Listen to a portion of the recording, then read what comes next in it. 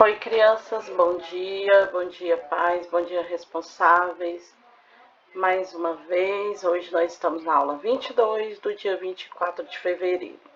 Nós vamos ter língua portuguesa, matemática e ciências. Então, a atividade de língua portuguesa, ele manda a gente ler o texto e depois fazer as atividades propostas. Então, o nome do texto é Vontades. Você vai ler esse texto, né? E logo em seguida você vai fazer a interpretação, interpretando o texto. Então, aqui na letra A ele pergunta: quais os animais Lívia queria ser?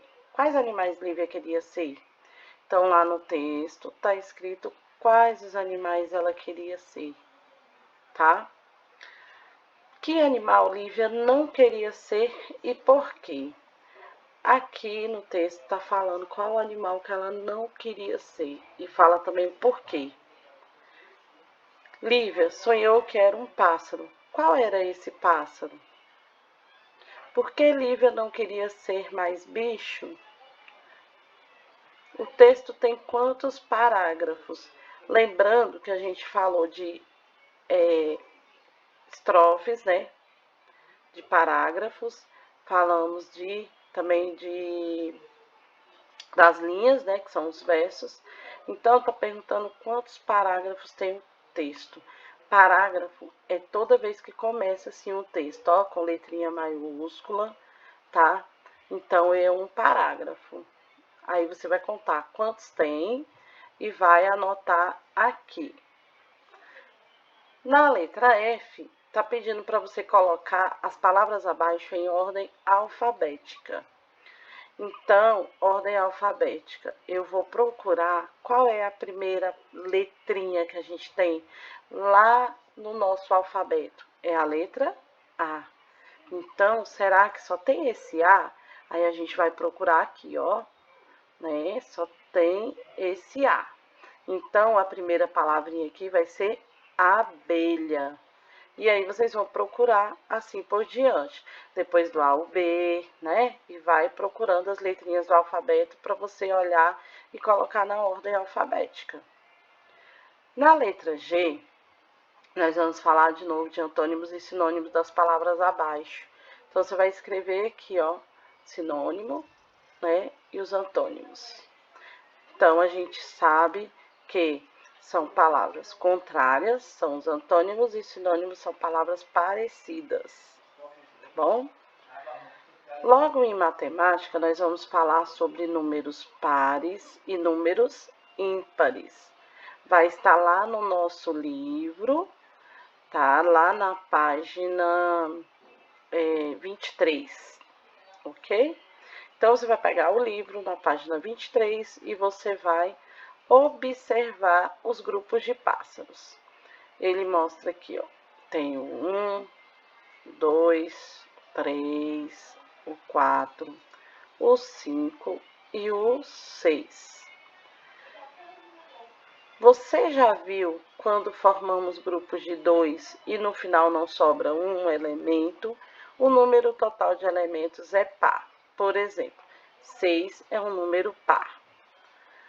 Quando formamos grupos de 2 e no final sobra um elemento, o número total de elementos é ímpar. Por exemplo, 5 é um número ímpar. Então, você lembra lá na aula anterior que eu coloquei lá para vocês, que quando é terminado em 0, 2, 4, 6, 8, ele é par. E quando é terminado em 1, 3, 5, 7, 9, ele é ímpar. Então, agora verifique se os números de 7 a 10, para cada um deles, faça desenhos, forme grupos de 2 e escreva se o número é par ou ímpar. Então, você vai verificar aqui, ó, 7, ele é o quê? Par ou ímpar. Então, você vai escrever se ele é par ou se ele é ímpar. E aí, você vai fazer desenhos. formando grupos, tá? Qualquer desenho que você quiser. Então, você vai formar aqui um grupo de 7, um grupo de 8, um de 9, um de 10. Igual tá aqui, ó. Ele montou aqui, o último grupo aqui foi de 6. Então, ele colocou 2, 4, 6. Ele tá pedindo aqui um grupo de 7. Depois um de 8, depois um de 9, depois um de 10. Aí você pode formar o grupo que você quiser, os desenhos aqui que você quiser, para formar seus grupos. Não precisa ser pássaros, tá bom? Na questão número 2, a gente vai ter sequência dos números naturais, número par e número ímpar.